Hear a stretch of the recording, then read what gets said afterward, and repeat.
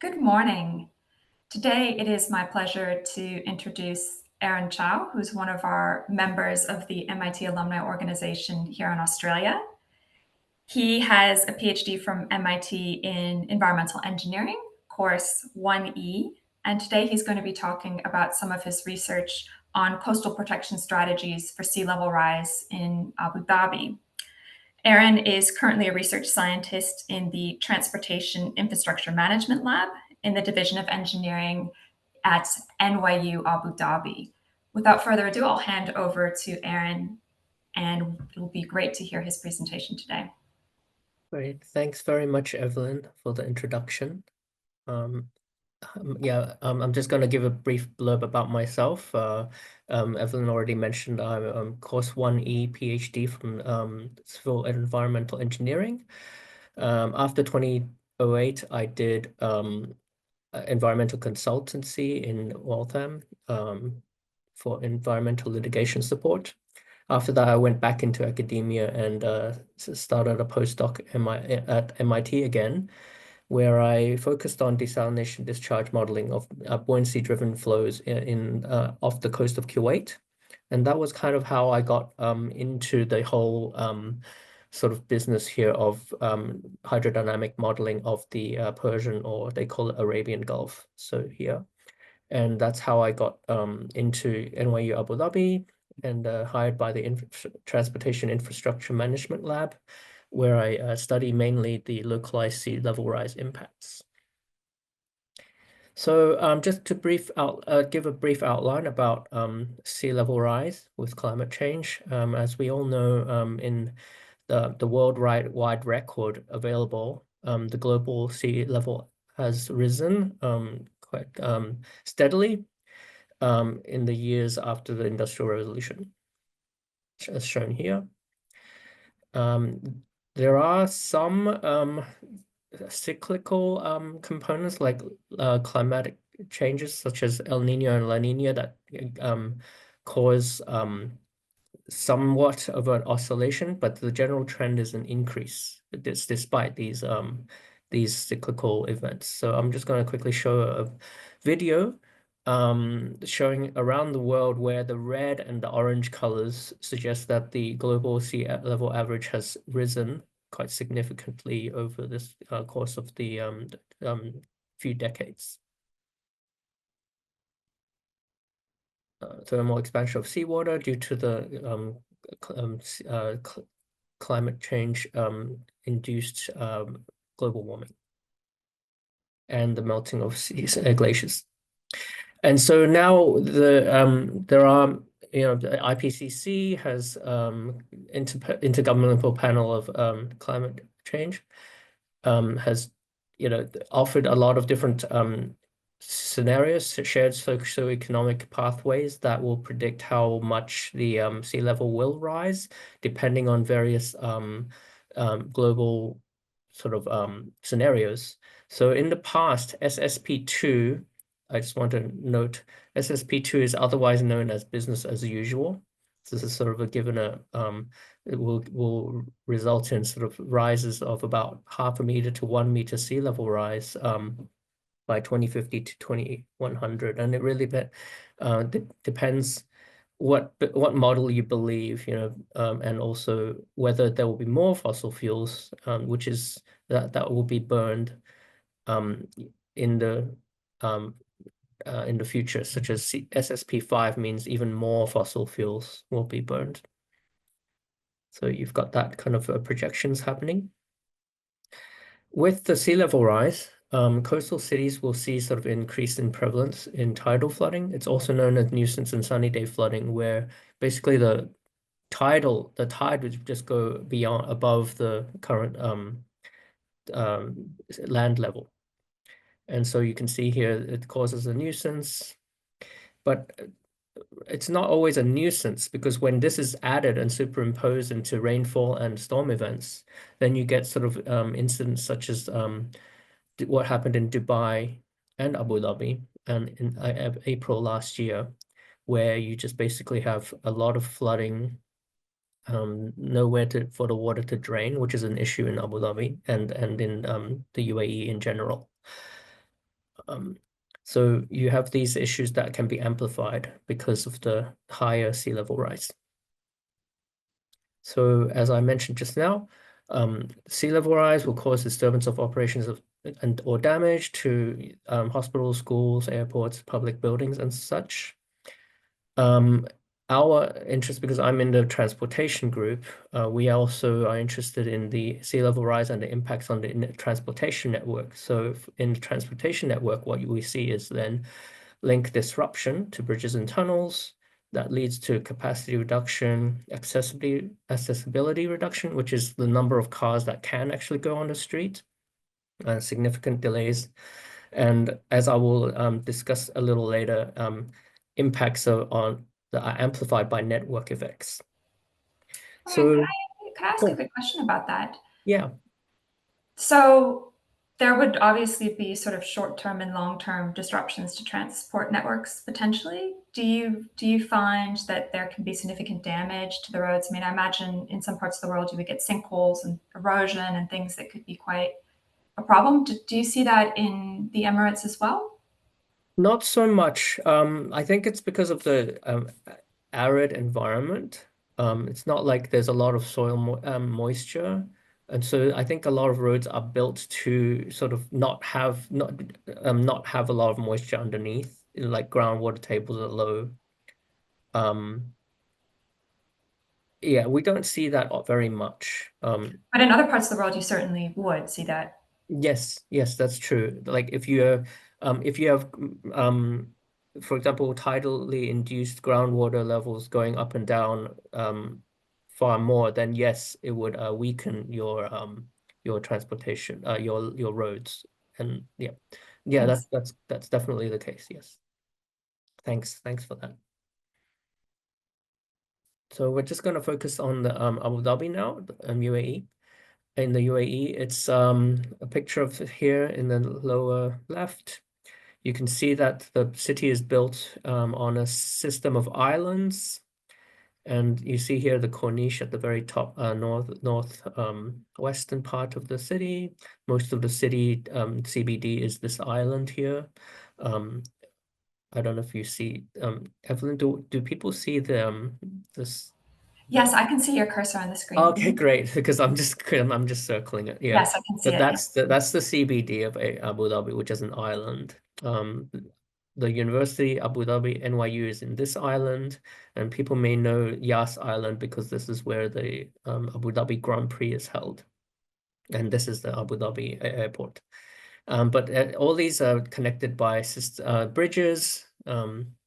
And as you can see in this lower picture, it's very flat. The terrain is very low. Most of the city is lower than 5 meters above mean sea level. So what our approach in the modeling exercise is we're going to first start with hydrodynamic simulation of sea level rise scenarios, including storms, which I'll explain soon. What then happens is the hydrodynamic results are fed into identification of links that we might see will get flooded or inundated. Then these may cause interruptions in the traffic network. And so what we do is we reduce the network by cutting these links in a traffic simulator model. And the traffic simulator model then assigns new traffic assignments for all of the different agents in the traffic simulation. So they take different routes and rerouting.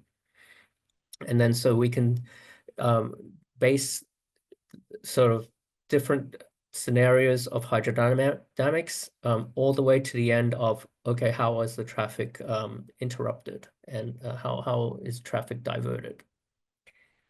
And then we also, because this is that kind of a simulation situation, we can try to protect different shorelines and see what parts of the shorelines of Abu Dhabi are effective in to lower congestion levels of the traffic network. So we're going to just start very first with the hydrodynamics model. It's a combination of three separate models. First is the tidal water level that is simulated using Delft 3D, which is a Reynolds average Navier-Stokes solver for the entire Arabian Gulf. And that brings you up to about here, that where you know the highest tide levels is where I'm showing in this cursor.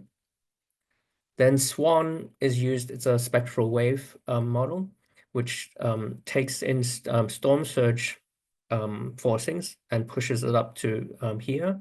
So we can then figure out how high the storm surge is. And finally, we just use some empirical models to determine when waves hit the shore, how far they further run up the shore. So that's how we obtain the peak water level in a certain simulation. Just one moment, I just need some water. Sorry. Okay, that's the approach to the hydrodynamics. Just a very quick summary of the tidal model that I'm using.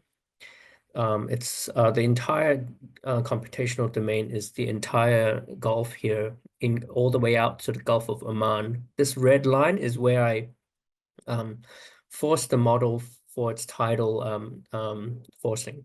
So I use a globally accessible TPX08 model. Sorry. I'm then adding 0.5 meters to this particular tidal levels, which is a reflection of the SSP2 4.5 sort of business as usual scenario that will give a 0.5 meters in this area. And we also then force the entire grid from the meteor forcing from what we call the ERA5 global database, I think, which is the most reliable sort of globally available network for meteor forcing, meteorological. This is an example of the ERA forcing for just wind, 10-meter wind vectors. We have chosen here specifically a wind field from an early part of 2017. One effect that you see a lot in this part of the world is it's an effect called the shamal. It's the shamal winds. Shamal means north in Arabic. So it's these northwesterly winds that kind of blow onshore, sort of from Kuwait and Iraq all the way down directly towards the UAE shoreline. So these effects are usually in the winter, happens about 10 times a year, but it's a sustained winds of over like 20 meters per second, sustained over days. So this is sort of the type of thing that sets up the storm setup to give very high wave events. So for example, in this time, Dubai recorded over 3 meters or 10 feet of wave heights. And all right, so then what we then do is apply the Delft 3D model throughout the Arabian Gulf here, couple it with a nested model of SWAN, which is in this domain in this blue dotted line, and add the results, and also adopt a run-up calculation, as I mentioned earlier, and look at this area of interest, which is the red square.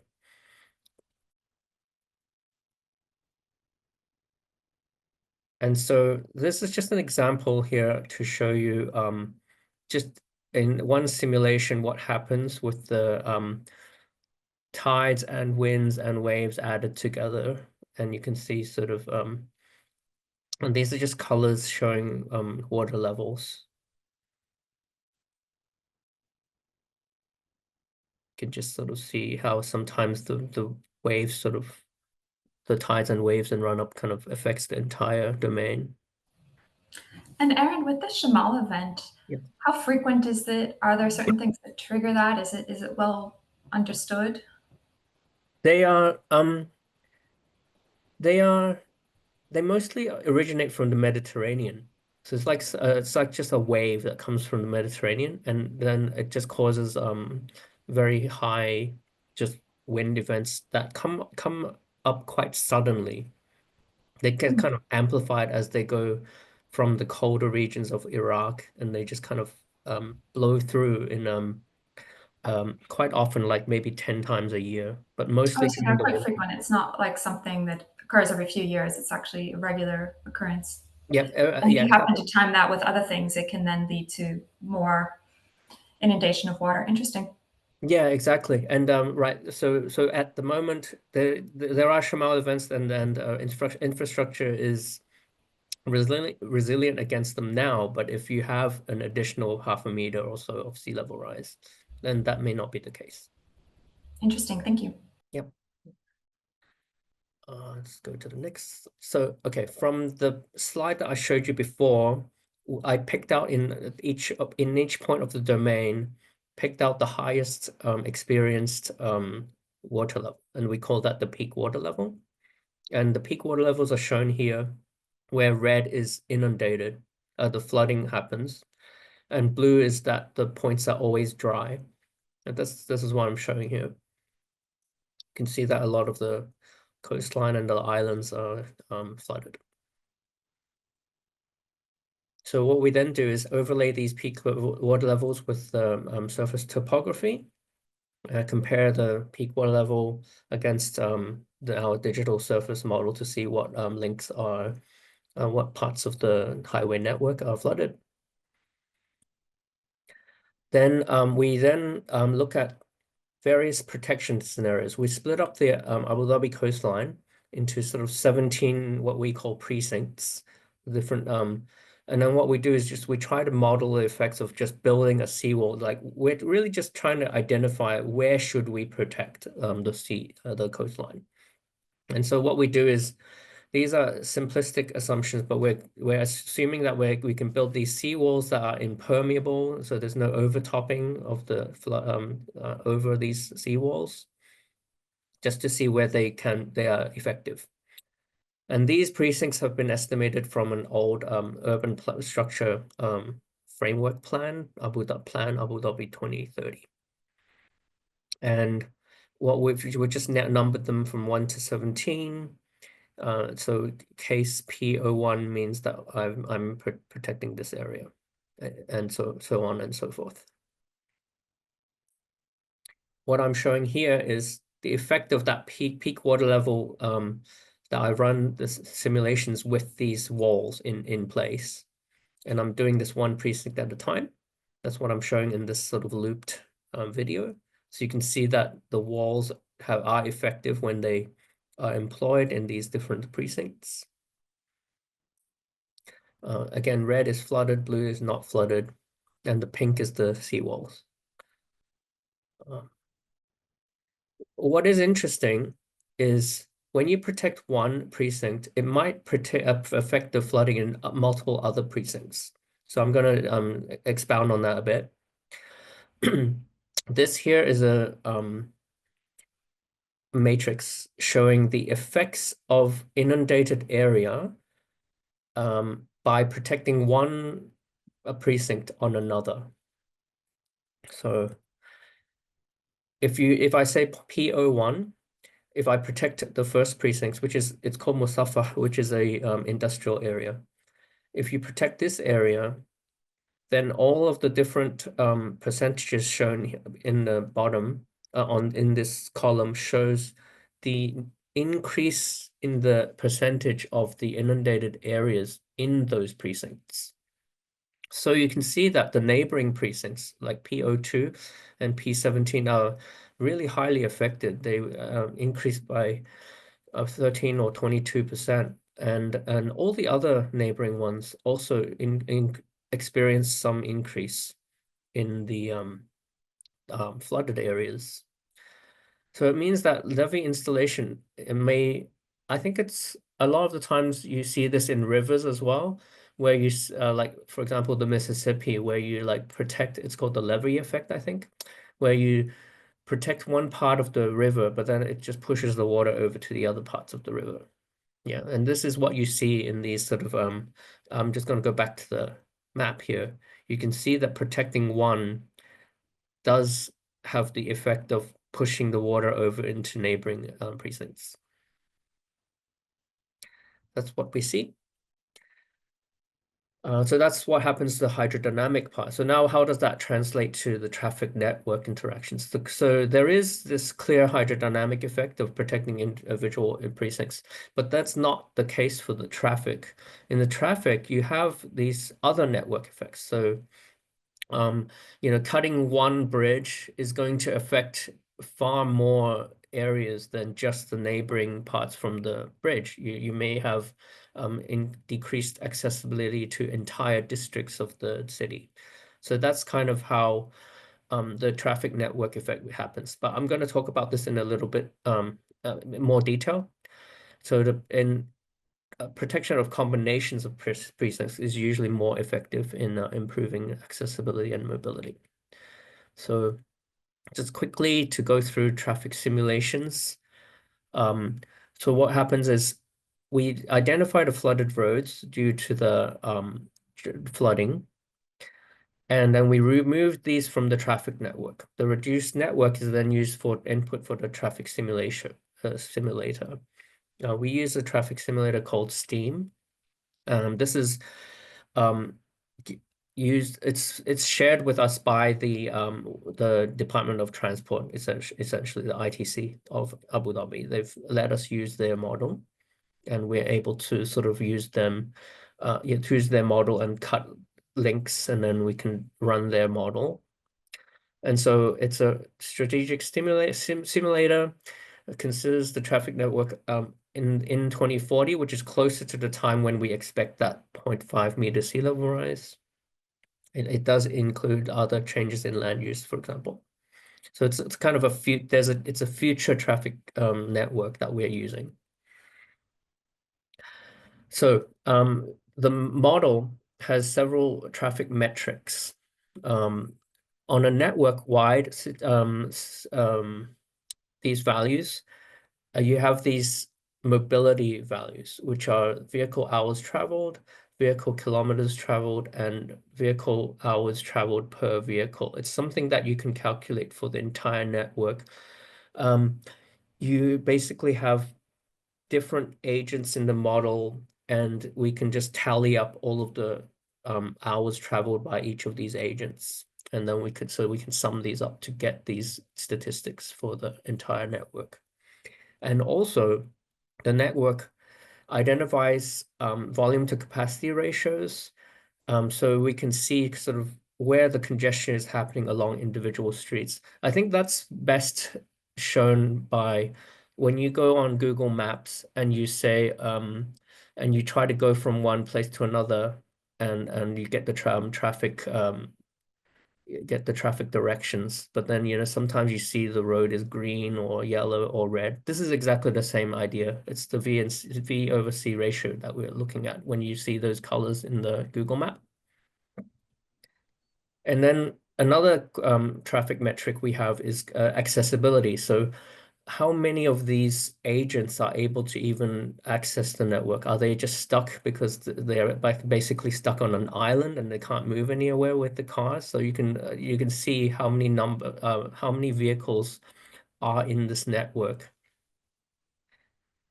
And what we do is we compare these metrics to a base case where we've protected everything, protected all precincts, and that we call it the base case. Okay, so this is quite a busy map. So I'm just going to take some time to explain this traffic modeling result.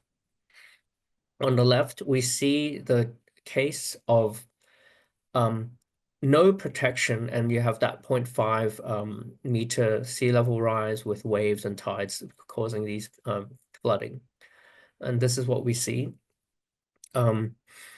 What we see here, red and white, they show that kind of the capacity, so congestion. So red is indicates congested. In the on the left-hand side also, we have links that are cut. So black links shows that these, for example, these bridges are cut all around this network. And on the right-hand side, we see that the green shows the levees that are built all around the city. This is the case where everything is protected. And you can see that the traffic network is sort of intact. You can see just sort of the natural congestion that happens just because of all of the agents in the traffic network are able to move around. And even if the whole region is protected, you have areas with higher congestion. These mainly the highways here that are still red. One thing you don't see in these maps is how many agents are actually traveling, and it's pretty clear to see that in the left-hand side when you have flooded scenarios with all of these bridges cut, you have far fewer cars on the street. So even with the cars, with the lack of cars on the streets, because of the reduced network, there is still congestion, even amongst the people who are still driving. So this is sort of just a big takeaway from these very busy graphs. So using sort of now we have those tools of feeding the hydrodynamic simulations with various protection scenarios and and that leads to certain effects to the traffic network. Now we can sort of go ahead and use this tool to determine protection strategies that sort of lead to good levels of accessibility and mobility. And so I'm just gonna we've just tried a few of these different protection scenarios. The green again shows, okay, these are the precincts that we've protected. We are not just protecting one now, we're gonna start protecting several of them at a time. Excuse me. And I'm just gonna highlight a couple of these because I don't want to go through all of them. Okay, we're just gonna go and look at this particular scenario for now. What we're doing is a little biased here because we're protecting Saadiyat Island, which is our campus, which is right here. Well, that's fair, Aaron. You don't want your office to be underwater. Yeah, right. And also we want to be able to go to Dubai, and that's why we're protecting Yas Island as well. And we want all the people to go to the Grand Prix. So Perfect. Good scenario. yeah. So this is our protection scenario where this particular highway, this is a pretty big arterial that for people who are Dubai bound, they usually take this route. So this is an important arterial. And what you see here is oh, am I blocking something? I think I am blocking something here. I can see the screen fine, Aaron. Oh, all right. Perfect. Yeah, what we see here is, yes, there are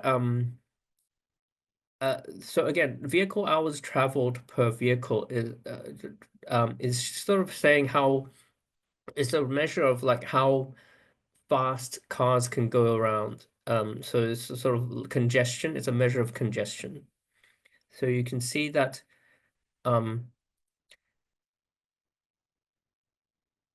it's a very, let's see, there's only one bridge connecting the downtown. So this, I'm just going back to my notes now because sometimes I get confused.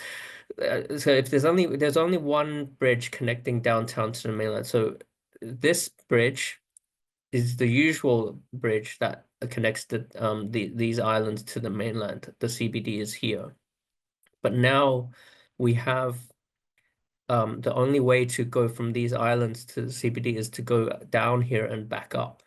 So we actually have a lot of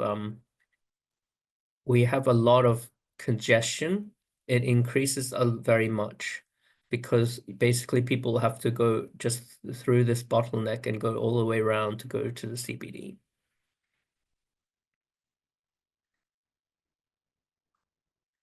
So yeah, so that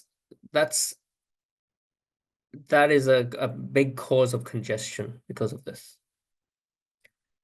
And then now we're going to just look at this other scenario where we're protecting sort of the southern part, which is also important because it connects the industrial zones to the CBD. So there is a reduction. In this case, there's a lot of reduction in congestion levels. As you can see, the graph is lower here in the change in VHT per vehicle.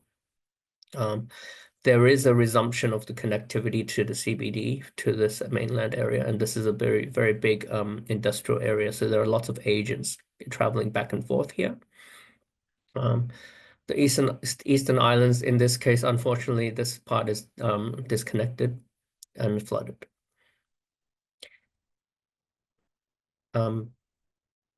So one thing is,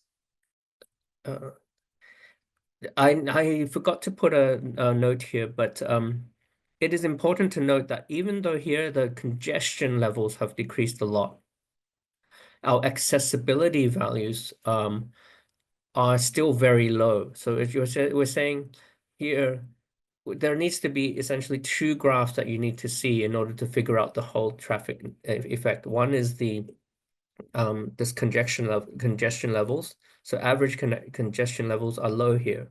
But the reason for the average congestion being low here is because there are not so many cars able to use the network. So that's another graph, which is to show that not all of the agents are active in this network. That's why it's not as congested. So in this final case, we're trying to make a balance. We're trying to decrease the congestion as well as have more of the people resume using the roads again. So this is the final scenario. So now we have one, two, three, four, five, six of these precincts connected. These resume the connection between the mainland and this industrial area with the CBD, and as well as to build, protect this particular arterial, so then there's no bottleneck between in either side of the of these routes to and from the mainland. And this reduces the congestion, number one, and also makes a lot of the cars be able to come back to use the network again. So this is the kind of stuff that we can do with these models. We can sort of use this as a framework to just decide where we should be protecting in order to prioritize both accessibility and mobility in the network. Yeah, there we go. Yeah, this is the smallest decrease in the accessibility, which is the smallest decrease in the number of cars that can come back onto the road. Yeah, so this one, the less the better, right? So the smallest decrease in accessibility is the better. I think I've already mentioned here, it's really critical to protect the approaches to bridges. If you have just one operational bridge, it acts as a bottleneck. But then when you try to protect several corridors, you really want to prevent the fact that to try to prevent making other bottlenecks. And then, yeah, so this is sort of the conclusion from the traffic simulation. Work in progress is that using this kind of approach, we're really going to extend the analysis to all 7 of the Emirates, especially Dubai. We're in contact with the Ministry of Energy and Infrastructure, who is then coordinating sort of efforts to sort of share data between the Emirates and us so that we can do some more of this modeling in other Emirates. And additionally, just an interesting note is that because these hydrodynamic models and traffic simulators both take a lot of time computationally and a lot of space, we're talking about probably a week for hydrodynamic models for all the running for like maybe a year or so. It takes like a week to do all of the processing. And then it takes also yet another week for a traffic simulator to run. So these are very computationally expensive tasks.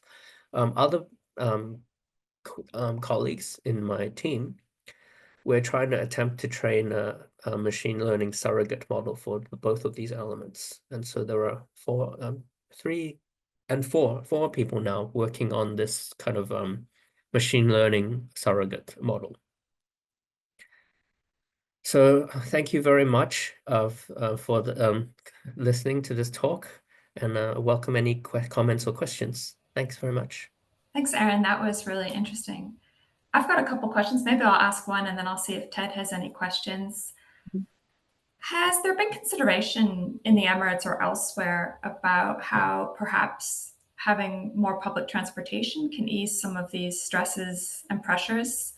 I know that can very much depend on culture and what people are used to, and people like to drive their cars. But I was just thinking, if you reduce congestion overall, or even if you have an option where you kind of temporarily put in buses or something, that could be something that helps just reduce the number of vehicles that need to be getting places. Is that something that people are looking at as a mitigation as well? Yeah, a great question. Abu Dhabi hasn't taken on a lot of public transportation. I think it's about 5% of the It's very total. low actually for a city, isn't it? Yeah. Yeah, it's a large city, but also yeah, buses. There are buses. And they run fairly frequently. I wouldn't say it's not a very bad traffic public transportation network. But it doesn't in the end it really doesn't reduce a lot of the car traffic. Dubai, on the other hand, is much better integrated because there is the Dubai Metro, and they are building Emirates Rail. So they're trying to be able to build a train network that links the western part of Abu Dhabi and beyond, all the way up to Dubai and even up to places like Fujairah. So that is sort of something in construction. And I think maybe that the rail will be a good alternative for a lot of people in the Yeah. And if they decide to go forward with that, what's great about your modeling tools is that they can be applied to that or adapted to that as well, so that they can make some good decisions before they invest in that very expensive rail infrastructure. Yeah, in fact the traffic model we do have buses in there. It is part of the model, and they can very easily adapt exactly what you said, adapt other modes of transport. Yeah. That's great. Ted, I don't know if you have any questions for Aaron about his talk. Um, I unfortunately missed the beginning of the talk. I'm sorry, I got We did my, record it, so you'll be able to catch it afterwards, Ted. yeah. Um, I, what I'm curious about is, uh, in modern cities, a lot of people are on the roads for tasks that could be done by some other means. They're going to visit friends, they're going to shop, they're going to go to the office. Um, how much consideration are you given to actually literally making the roads less dependent part of the workings of society? Or are you just assuming people are going to be there, they're going to have to do what they have to do, and we have to accommodate it? Yeah, I mean, I guess what we're doing is I'm just going to go back to this slide. We have been in touch with the sort of the Abu Dhabi Department of Transportation, and we're using a transportation network. It's a projected network of 2040. It's like what may happen in the future, like what they speculate may happen. There are some highways that in our network that don't exist at the moment. So there are some new routes that are in this model. But yeah, in terms of what in each agent is deciding to do, I think they're just using sort of current sort of macroeconomic or sort of factors to just determine to sort of guess what the people will be doing in their decision making. I have another question. I personally am going to be engaged in a study here in Brisbane for what they call OSOM, oversized, overmass items. Occasionally, well, our big requirement here is wind turbine blades that actually move literally through the city. These things are huge, as you can imagine, and there are many, many of them that we have to get from the ship to the the site. But there are other OSOM requirements for construction, and there's military traffic that we have to deal with as well. Uh, your model seems to homogenize all of the traffic to buses, trucks, and passenger vehicles. So are you looking at requirements for, these large things where you basically have to close the road um, while they move this convoy of stuff through? And I'm sure that Abu Dhabi is, because you're still building, right? So there are these OSAM requirements there. I personally don't, but I imagine this is why they have their own traffic. They have their simulation. I believe that this would be one of the other applications they would use in their day-to-day modeling Hmm. with this model. It's just that I personally don't do it. I don't do that. No, yeah. Yeah, it seems like certain roads would be more important to protect just simply for that function because it's an essential, Yeah. rare function.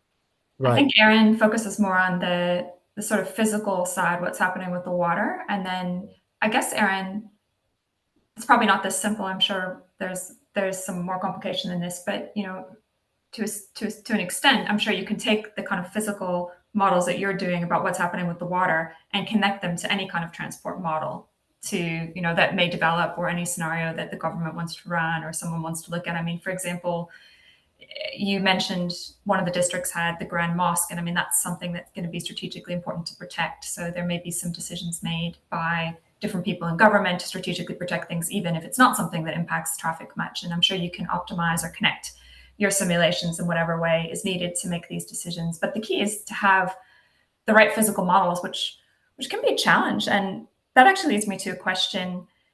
So, to a certain extent, sea level rise is one of the easier things to predict with climate change. But like everything in climate change, it is hard to know what will happen. And something that I find interesting is that it's not like filling a bathtub. You get these gravimetric effects, and loss of ice sheets and things can really change kind of the projections for a lot of that. So I don't know if you have some general comments on just some of the uncertainties in that space and how you deal with that with sensitivities or other approaches in your models.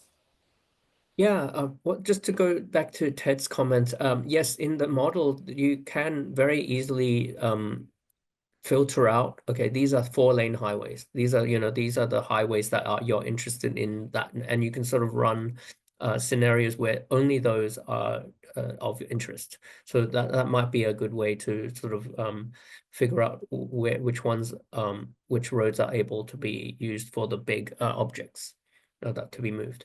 Regarding sort of uncertainty in the modeling, I'm just going to go back to the very beginning of the slides. Yeah, I think this is very uncertain. Antarctic ice sheets, I just want to comment, if the Antarctic ice sheets start melting, this is what the red dotted line means. So you have a far higher projected mean sea level rise. Unfortunately, there's not much in the way of historical water level data that is available for this part of the world. We're really only relying on Arabian, like the Arabian Sea, which is sort of on the Oman side anyway. But there's a lot of historical data that we can't. There's sort of a lack of data overall. At Yeah. least Is that something that could you get some of that through sort of paleoclimate studies to an extent? Is there additional work that could be done that could help your models improve, or how would you get that data? There is, and I believe some of my colleagues in sort of in that space. There are people in that space to work on a larger, I would say, regional scale model, whereas Yeah. I'm really, because my model is very downscaled into just Yeah. Yeah. this one city, and so yeah, there are definitely people who want to build climate models that are relevant or more accurate. And better for that particular part of the world. This part of the world, yeah. Unfortunately, it's lacking now, and there is work on it, though. Yeah. That's great, Aaron. Thank you so much. Ted, do you have any more questions that you'd like to ask Aaron? No, thank you. Okay, that was a great talk. We'll upload it to the YouTube page, and I'm sure we'll get some good interest from our alums.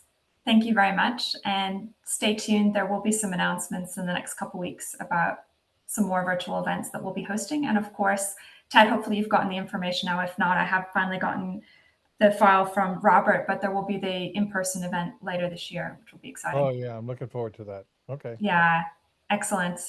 Thanks everyone. Have a great day. Thanks very much.